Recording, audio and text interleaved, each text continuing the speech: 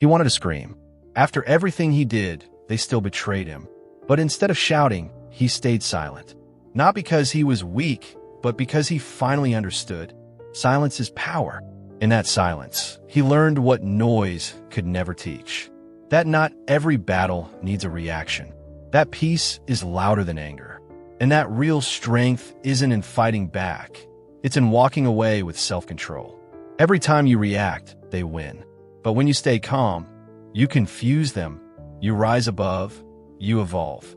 Because emotions are like fire, control them, and they'll warm your path. Lose control, and they'll burn everything you built.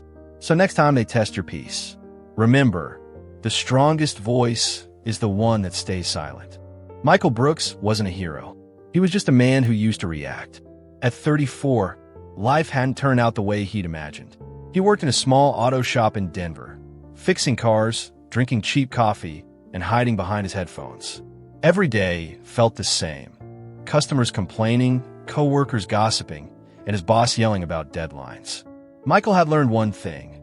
The world doesn't listen to your words, it watches your reactions. But even knowing that, he still lost control sometimes. He'd shout back, throw a wrench, storm out, and every night, when the noise finally died, he'd sit alone in his dark apartment thinking, why do I let them get to me? One morning, an old man walked into the shop. His name was Arthur, maybe in his late 70s. He drove a beaten-up Chevy truck that looked older than Michael himself. Arthur smiled. Don't worry, son. She's old, but she's got heart. Just needs someone patient. Michael laughed. I'm not sure patience is my strongest skill, sir. Arthur nodded, quietly. That's why you need her. That line stuck. For some reason, those words felt heavier than the tools in Michael's hands. Days turned into weeks. Arthur kept visiting the shop. He'd sit on a wooden bench while Michael worked on his truck. Sometimes they didn't talk at all.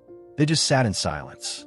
And yet, in that silence, something changed inside Michael. Arthur never rushed him, never criticized. One day, Michael finally asked, why do you always come here? You could go anywhere. Arthur smiled gently. Because here I see myself 40 years ago, angry, impatient, trying to prove something to everyone but myself. Michael froze. And did you? Arthur shook his head. No, I learned that peace doesn't come when people stop pushing you. It comes when you stop reacting. That night, Michael couldn't sleep. He replayed Arthur's words over and over.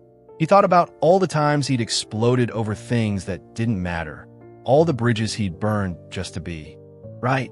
So he tried something new. The next day, when his boss yelled about a missed delivery, Michael stayed quiet. He listened, nodded, and simply said, I'll fix it. The silence felt strange at first, almost heavy, but then something unexpected happened. His boss's tone softened. The fight that was supposed to happen never did. For the first time, Michael realized the truth. When you control your emotions, you control the situation. Weeks later, Arthur didn't show up. Michael waited, but the old man never came. Finally, he drove to the address on Arthur's repair receipt. It was a small white house with wind chimes at the door. A woman answered. Her eyes were kind but sad. Arthur passed away last week, she said. He spoke about you often. Said you reminded him of himself before he learned peace. She handed Michael a small box. Inside was a folded note and a simple pocket watch. The note read, Son, silence isn't weakness. It's wisdom learning to breathe. When life tests you, don't react, listen. Because the ones who listen are the ones who grow. Michael stared at the watch for a long time.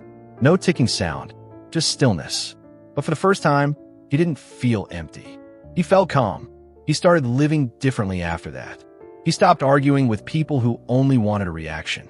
He began helping others at the auto shop, teaching younger mechanics not just how to fix cars, but how to fix their tempers. He even volunteered at a local youth center, teaching kids about discipline and purpose. Whenever one of them got angry, he'd say softly, Silence isn't losing, it's learning. And slowly, the man who once broke under pressure became the one others looked to for peace. Years passed. One evening, a teenager from the youth center walked up to him. He said, Mr. Brooks, I was about to drop out, but I remember what you said, silence is power. I walked away instead, and it worked. Thank you. Michael smiled. That night, he sat alone on his porch, the same pocket watch in his hand. The city was loud, cars, people, chaos, but inside he was still. He finally understood what Arthur meant. Power wasn't in control over others. It was in control over yourself. Final message. Silence doesn't mean you have nothing to say. It means your peace is louder than their noise. Because the one who stays calm in chaos wins every battle without ever lifting a sword. Foco moral. Don't react, respond. Control your emotions, or they'll control you. Sometimes helping others teaches you the lesson you needed most.